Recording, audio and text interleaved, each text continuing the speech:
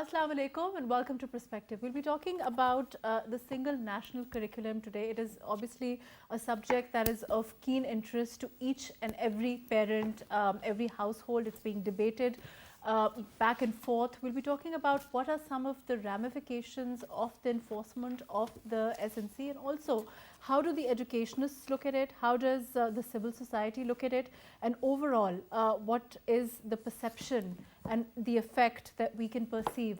What is the government saying? How does it have, how will it promote fair and equal opportunity, which is what the government is talking about? How will it bring cohesion, which is what the government is talking about? How will it bring uniformity, which is what the government is saying? All of that today on Perspective. Of course, I have with me today Dr. Mariam Chughtai, who's Director, National Curriculum Council. Thank you for joining us today. In studio, we have with us Mehnaz Akbar Aziz, who's an M&A with PMLN. Thank you for being with us today. Dr. Abdul Hameed Nayyar, who is an educationist. Thank you for joining us today. And Barrister Syed Raza Ali, who's a legal expert. Thank you for being with us.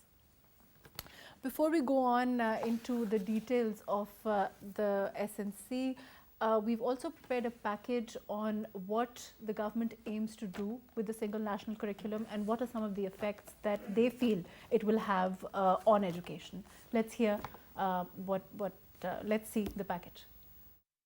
The government of Pakistan Tehreek-e-Insaf recognized the need to update our curriculum and started work on a single national curriculum project to update the syllabi of our schools, colleges and madaris in phases, with the initial change being in the primary level. Dissenting voices arose when the government announced the proposed changes, citing legal problems, constitutional overreach and issues in the curriculum. According to the constitution, education is a provincial subject and is not in the purview of the federal government. The federal government does have a role to play in regulating education, but it is in primary or secondary level education which the SNC seeks to encompass. Rather, it is the higher education which the federal government can regulate. Under the constitution, inter-provincial matters and coordination is within the policy and legislative competence of the federal government. The government spokespersons have denounced criticisms of the single national curriculum on the basis that the federal government developed an existing curriculum that was dormant in 2006 and analyzed it in accordance with international standards. The single national curriculum itself prescribes minimum standards of education that aren't strictly binding on provinces, and that they are free to choose and evolve new standards according to their own needs. The education system is in dire need of an overhaul, and the single national curriculum can be the beginning of the betterment of the quality of education imparted in this country.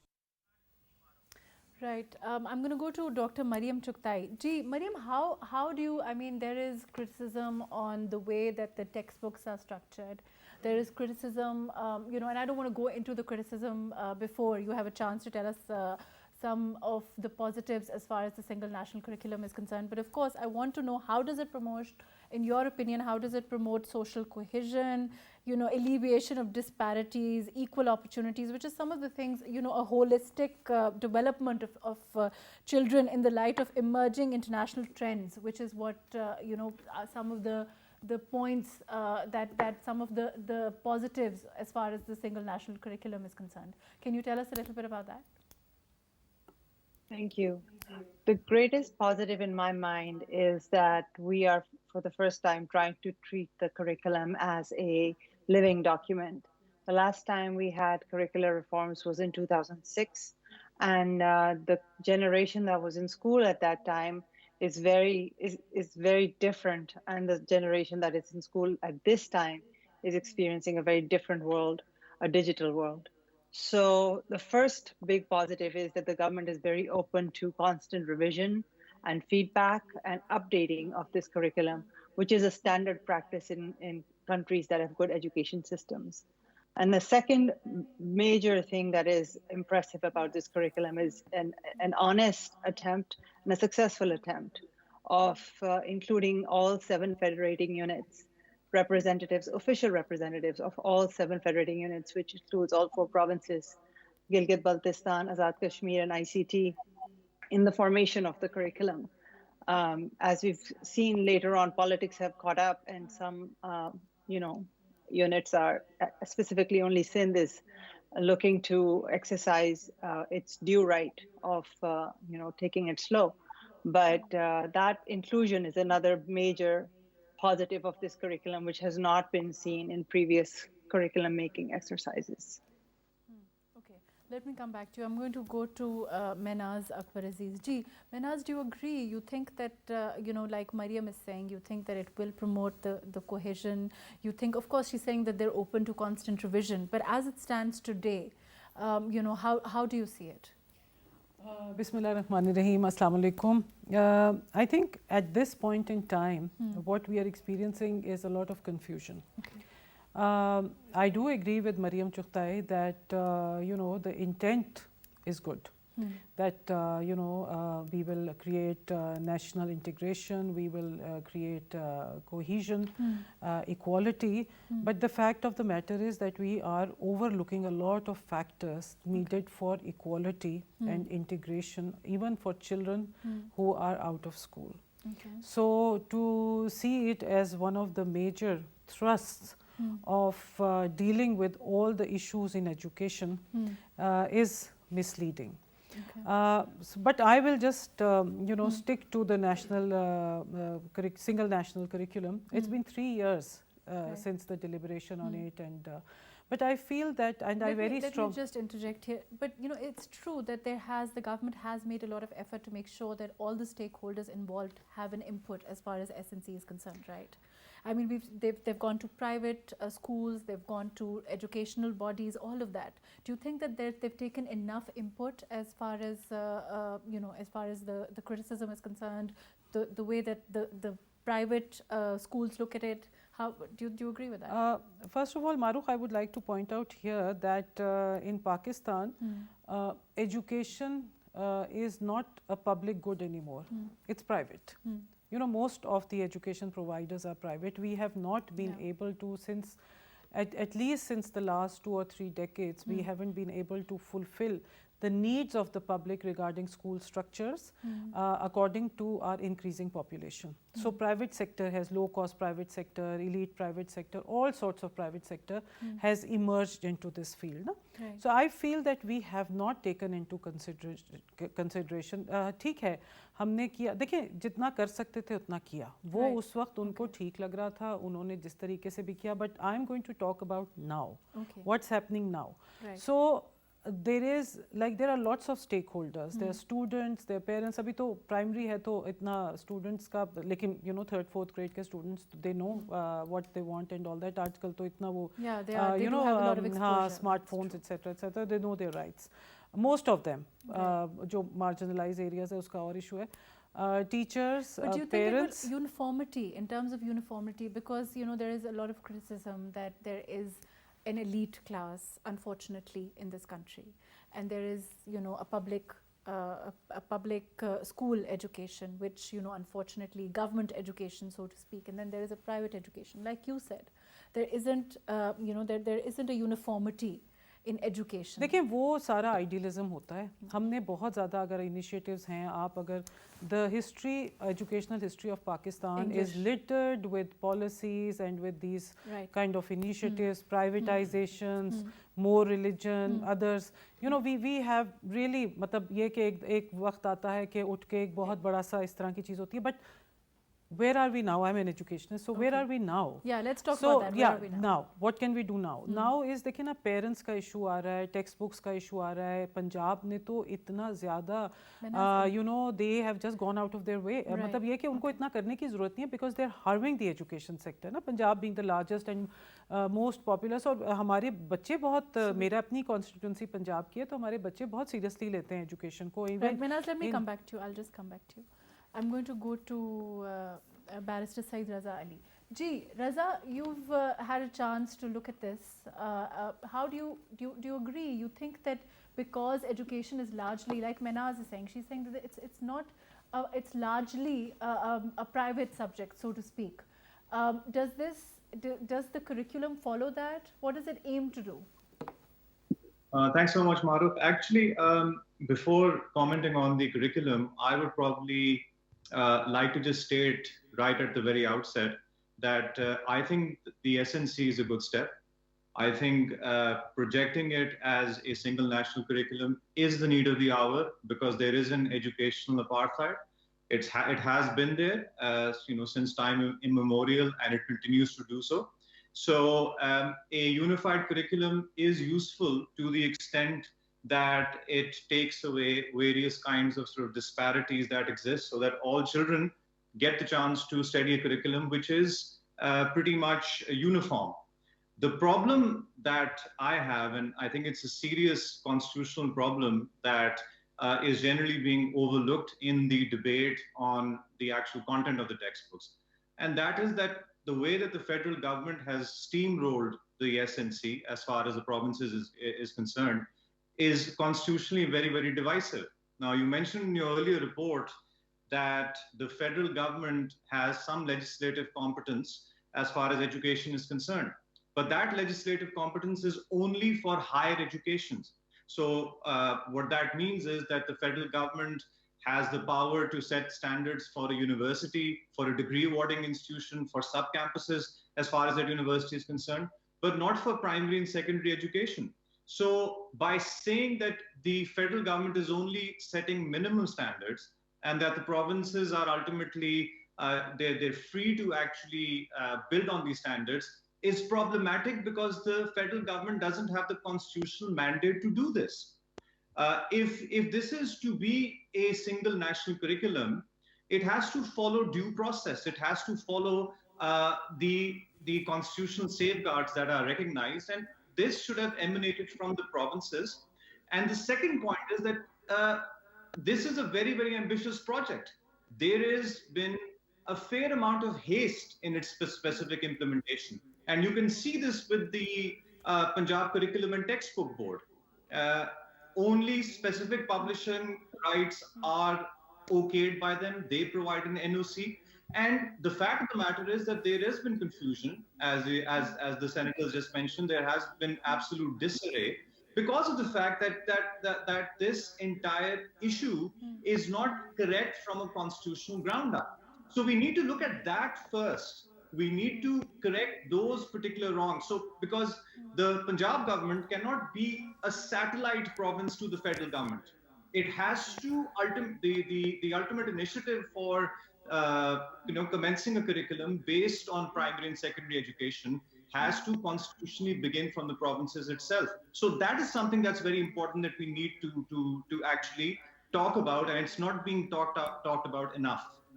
Right. Okay, Raza, let me come back to you. I'm going to go to Dr. Abdul Hameed Nayyar before I go to Mariam with this. I think you've raised a very valid point and I want her to answer this.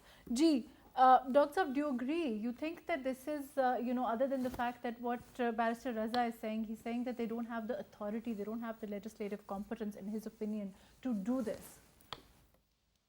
I think I should point out a problem with it, which is much more fundamental than what is being presented over here. Single national curriculum is illogical. Okay. It is an illogical response to a concern shown by the Prime Minister. And let me explain. Okay. The Prime Minister explained that there are three parallel systems of education. One is most successful because it opens up all the opportunities before the students. Okay. The other is less successful because it fails to prepare the students to avail all the opportunities. And the third is completely unsuccessful because it lives in a different kind of time. Now, to rectify this, what would have been the most logical thing to do? The most logical thing would have been to raise the standard of the second and the third system to the level of the first, because that is the group which is before which all the opportunities are opening up. This is what the Prime Minister wanted. But what the SNC does, the single national curriculum, what it does is actually logically completely opposite. It pulls down the best system. It pulls down the best system. The best system is now being forced to divorce itself from the system that it was following and apply the lower standard education system into their institutions. In that sense, this SNC is completely illogical. It doesn't follow it doesn't quite follow the Prime Minister's diktat. Number one. Let me come back to you. Ji, Mariam, I think we have a few questions for you. One, that do you agree with what Raza was saying, that there isn't, as far as the curriculum is concerned, this is, I guess, a little technical, whether the federal government has the legislative competence to actually steamroll this the way that they have. One, answer that, please. Ji, Mariam, can you hear very me? Important. Yes, can you hear me? Ji. I think it's a very important point. It's not very technical. It's a very simple point. After the 18th Amendment, the kindergarten to the 12th grade education department has been devolved to provinces. There's just no two ways of looking at it. However, the federal government has made these minimum standards, and contrary to what my respected co-panelist Barrister Saab has said, it has not steamrolled those minimum standards. Oh, these are only minimum standards. Whatever curriculum is being put in place in all the provinces except Sindh has been passed following due process through their assemblies.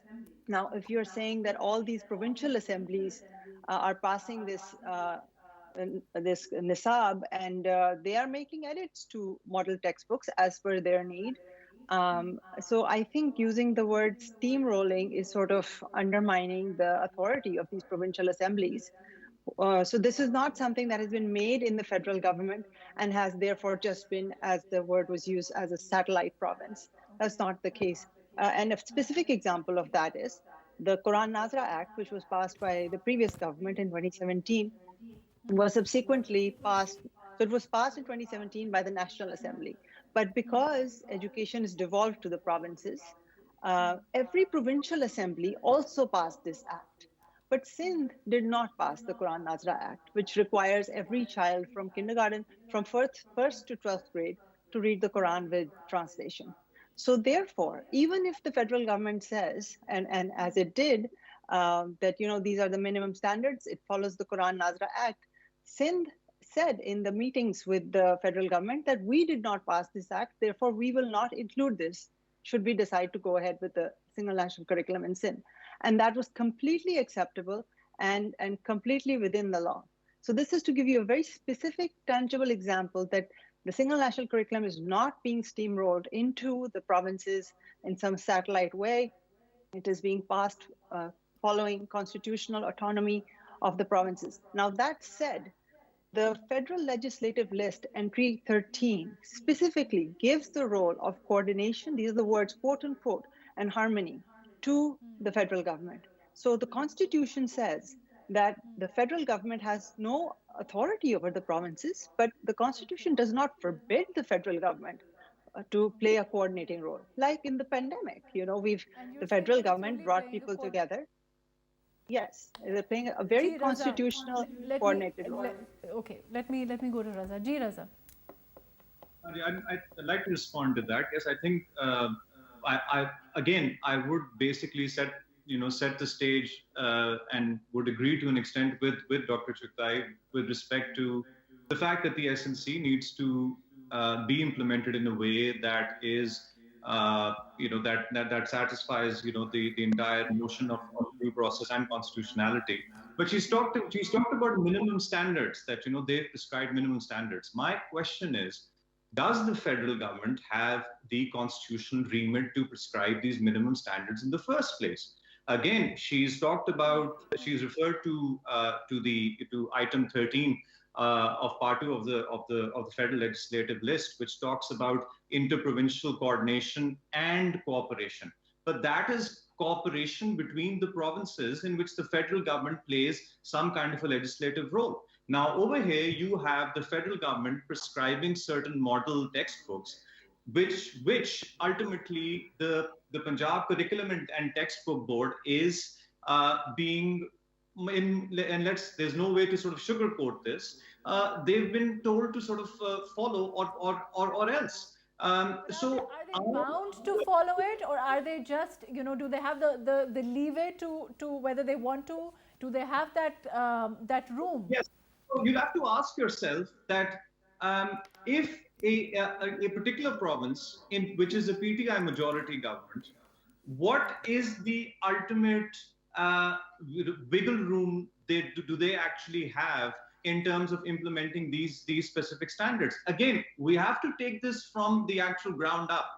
If this is supposed to be a single national curriculum, then the interprovincial coordination should entail that all 4 provinces sit together, they devise a curriculum, they send it to the federal government who then performs a consultative role, and then you basically implement it. Again, let's be clear that the step is a good one, but the implementation is that the way that it's being done. Okay, let's move on and discuss the content now. I want to go on. Just a very small point on this. There is also an issue with the indecent haste in which not enough stakeholders have been taken into account. Where is the transparency in bringing active stakeholders onto the actual table? Have their findings been publicized? Have specific private schools, their viewpoints have been taken into account? You have the example of Aitson College. It's a very, very small microcosm of it. They've refused to follow it. Why? Other schools might just follow. It just shows that the entire concept has been done in a fair amount of sort of disarray. That is the problem. I think that the methodology needs to improve. The idea of due process needs to be there, and all of these things need to come together. Okay. Menaz, do you agree? I mean, you've been following the discussion so far. You think that perhaps it's been too hasty? You think that it needs to be looked into further? Because that's what it seems like the discussion is actually, with Raza saying that perhaps the step is a good one, but it needs to be further thought about. The way that it's been done perhaps it needs to be rethought. Mahrukh, and give me time to respond to this. You need people who are experienced in education, people who are educationists. Right. You need implementers, you need people who are on the ground, you need all stakeholders like the parents, the teachers, others, private sector, public sector, and we have so many. The private and the public sector is so diverse according to the realities. So to think that we will throw a spanner which is the single national curriculum, I'm saying the intent is not bad, but to throw the spanner and everybody will respond, we are the worst country in implementing. We haven't been able to implement our legislations, and something like this unfolding, it's a disaster in the making. So, ideally, if you look at it, the overarching, okay, it's fine, the intent is okay, but equality and all that, I think there is a lot of confusion. Even if you ask the implementers within the districts, within the departments of education, you will know the real story, which unfortunately I haven't talked to, but you will know the real story of what the pushback is. In my constituency, people are not happy, parents are not happy because they take education very seriously. So, you can't bulldoze reform. So there is, and if there is a pushback, which there is, you have to, be still and listen carefully and act upon that. I feel very strongly that if this government wanted to do a single national curriculum, they should have gone ahead and do some pilot projects. Take a few districts in Punjab, take Islamabad Capital Territory, Khyber Pakhtunkhwa, if there is readiness in there, not bulldoze it like that. This will not, and already, like Raza Saab has said, already you're seeing fissures, people are serious institutions at the top. But all education institutions are serious, but at the top are now pushing back, like HSN is, and the Sindh already has said no. They want to take it according the to Madaris and army public school systems are also questioning this thing. So I think it's a time that the government should not fall for the ego game, but sit down and revise, revisit, and not push the country. We are not in a position, we already have an educational emergency with 2.4 million children out of school and with additional 1 million children out of school because of the pandemic. So I'll give you an example of PMLN. PMLN is driven by education, and we've had a lot of successful reforms.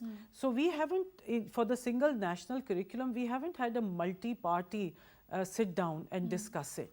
You know, this is about Pakistan. It's not about PTI or any kind of ranking, because there's not going to be a global ranking. And if there is a disaster, everybody will suffer. Everybody's children. And we have reasonable people. Dr. Chughta is there and all of that. We have reasonable people. But to say that we had consultations with the provinces and a few people are sitting there, and that bureaucracy is all about transfers. They're not educationists. So we need to now, in the second phase, just stall the efforts and look into the matter very carefully. Okay, let me come back to you. Ji, Dr. Abdul Hamid Nair, Ji, do you agree? You think that perhaps this is we can work on this, because primarily everybody seems to agree here that it's a good step. But perhaps it's being done too quickly. Perhaps it's all the nitty-gritties have not been thought about. There are pros and cons that have not been looked into. Those are some of the issues that perhaps can be looked into, right? Dr. Nair, would you agree? I think these are merely peripheral problems. Some of the central problems are still not have still not been discussed over here.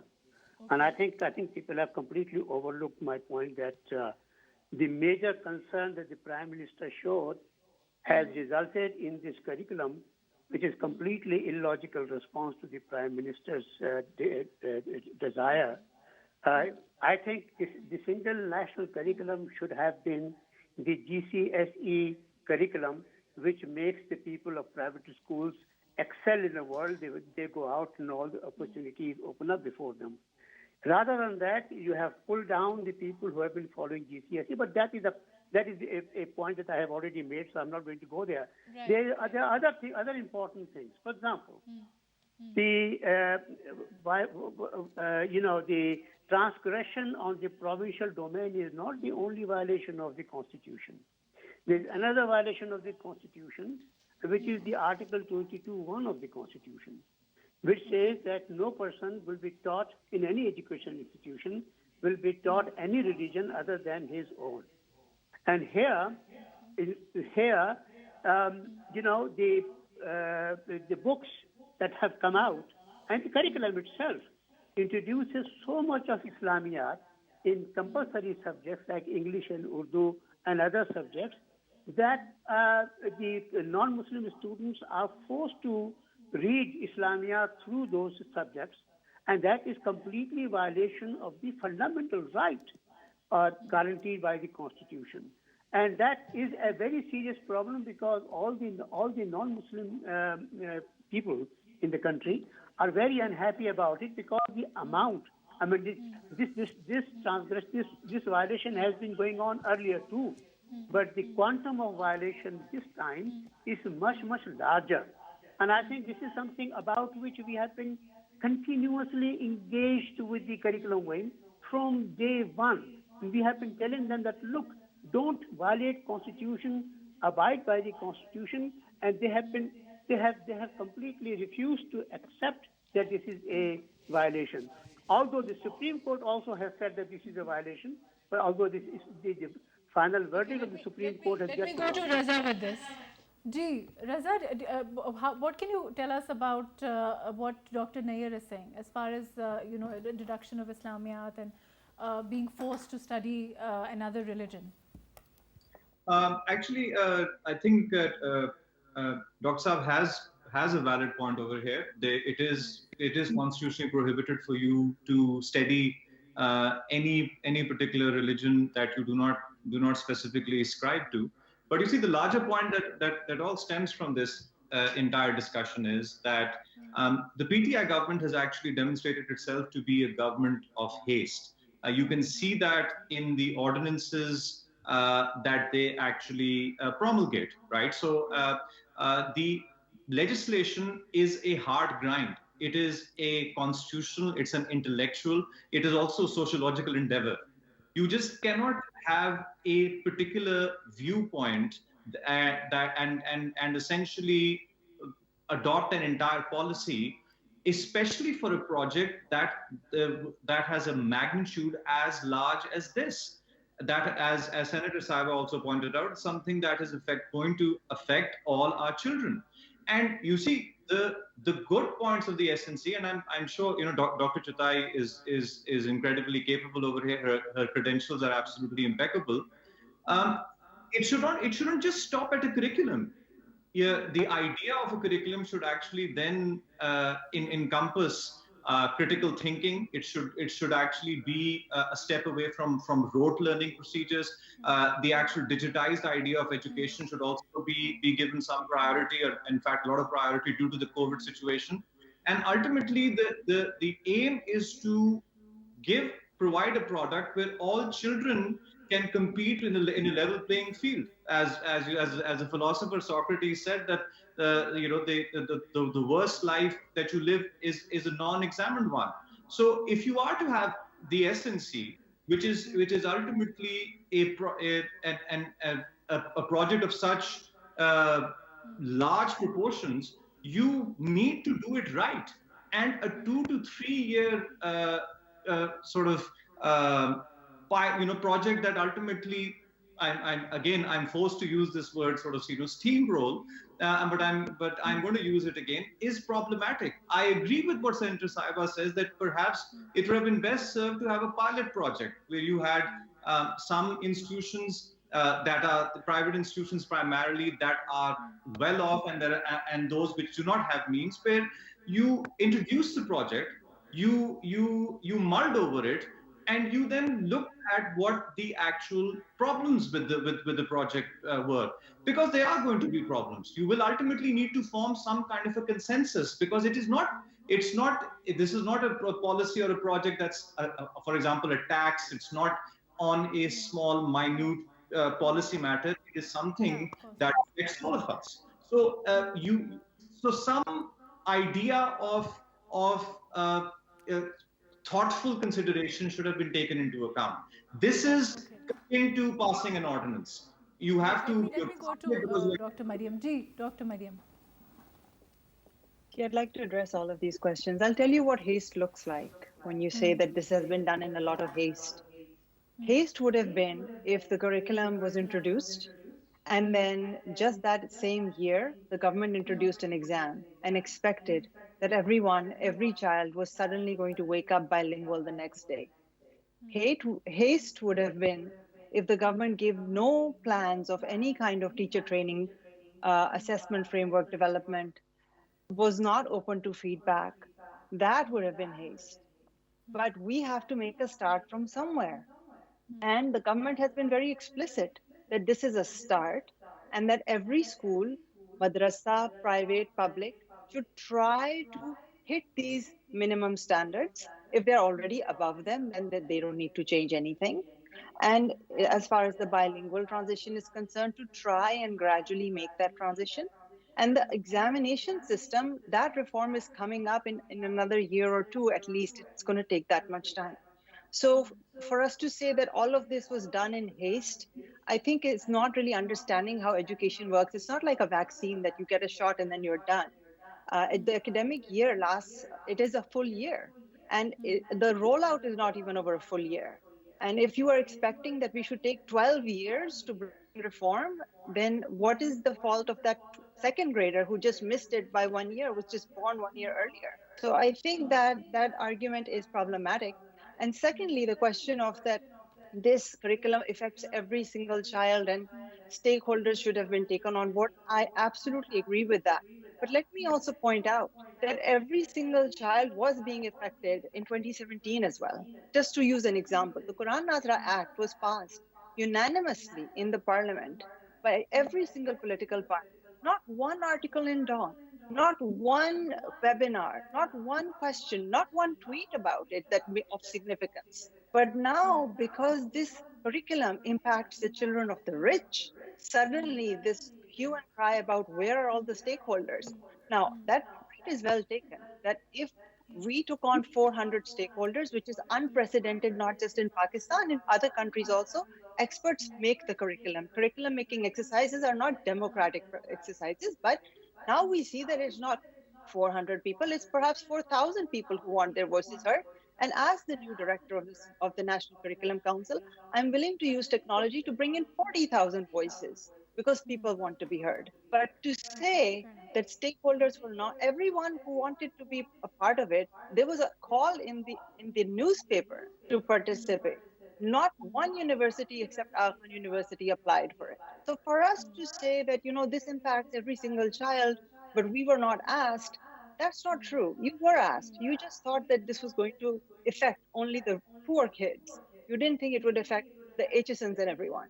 As far as the HSN question is concerned, I think it's too quick to assume that HSN is rejecting it. I've read the principal statement, and it says explicitly that we are following SNC in spirit, and the rest is all implementation related aspects of it. We are giving schools time. We're giving Madaris 5 to 6 years to accommodate the changes that need to be made.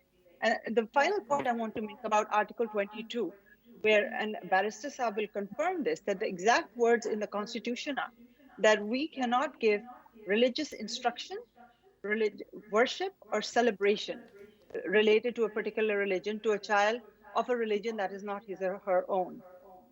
There's a difference between instruction of Islam, like how to pray, how to fast, and teachings of Islam. Similarly, when you teach about the Crusades, you don't make children Christians. When you teach about Ashoka or Buddha, you don't make them Buddhists. So you can teach people about values, about character building in a pluralistic manner and still not be violating the Constitution. Now, there is room for improvement, certainly. Islamic instruction, wherever it's religious instruction, it belongs in the teachings of the religion, separate from religious instruction, belongs in the subject of Islamiyat. But we also have 5 dedicated curricula for Christians, Sikhs, Kalash, Hindus, and Baha'is. The only country in the world which has a curriculum at the national level for a minority, religious minority Baha'i. So I think for us to just rush into saying that this is a violation of Article 22 is not really looking at the entire picture. Okay, fair enough. Ji, Menaz, you were wanting to say something. Ji, I wanted to comment on Mariam's observations, and I feel that, she is time and again referring to the parliament. Now, the parliament works according to the majority, Mariam. And a lot of these legislations and ordinances are bulldozed. We necessarily do not agree with them. We do realize, having had the experience of so many years and being, election processes, dealing with constituencies. So we realize what the ramifications are. We won't wait 3 years onwards to see कि भाई ये इसकी implementation इतनी खराब हो रही है. We are not waking up today to realize that. But the fact is this, that to say that every party, every political party was on the same wavelength and agreeing is not the right statement. Okay. Because not everybody was agreeing to neither the any of the the legislations or the acts or the ordinances. But did you have an input? Did you get a chance to comment on it? No, not at all. I mean, the legislations are brought in and they are passed with the simple majority. क्या input हो सकती है? What we do is we do a walkout. Right. So walkout से कोई चीज रुकती तो नहीं है ना. लेकिन पता है देखिए उसको छोड़ दें Maryam. But what we need to, because हम सारे we are concerned about the children of Pakistan, how this is going. We are nervous, we are anxious, how this is going to roll out. You're saying regardless of the process of it, just take everybody on the and everything. Right, okay, but obviously the legislation and our constitution, we have to be very careful about it, and we need people like Barrister Raza to be, I was reading his article in one of the newspapers, and very impressive. So the thing is this, that so let's come back to, okay, so everybody missed the bus. Let's say everybody missed the bus to comment on the curriculum or to be a part of the process. But woke up suddenly one morning to realize that, we made a big blunder and we want to be a part of it. Our children are being affected. Let's be open to that. Okay, right. Let's be open to that, and let's partner in that, and let's collaborate. Right. Unfortunately, on that note, we're out of time. Thank you so much for being with us, Dr. Mariam Chughtai. Thank you for your time. Mehnaz Akbar Aziz, thank you for joining us today. Barrister Syed Raza Ali, thank you for being with us today. Dr. Abdul Hameed Nair, thank you for joining us. I think overall the discussion today was very fruitful, and I think that it doesn't matter. I think all the stakeholders agree that it doesn't matter whether, like Mehnaz is saying, that everybody missed the bus. They were not, whatever the reasons were, they were not interested. They didn't get there. They didn't get to give their input in time. They weren't asked in time. The government didn't ask them whether they didn't want to participate. The whys and the point is that this is a very, very important subject. The point is it does relate to each and every child of this country. It is something that, like Dr. Mariam is saying, that she's willing to take benefit of technology and have even 40,000 people participate and give their opinion on it. I think that there shouldn't be a time limit. There shouldn't be a time, rollout as far as such an important topic is concerned. And if there are issues, I think the government is willing to look at them. The government is willing to analyze them and perhaps change things accordingly. Let's hope that across the board, all stakeholders can have their input, and we can, because everybody seems to agree, regardless of political affiliations, that this is a step in the right direction. How to change it, how to perhaps, deal with the issues that we're experiencing is something that can be worked upon. Thank you so much for joining us today on Perspective.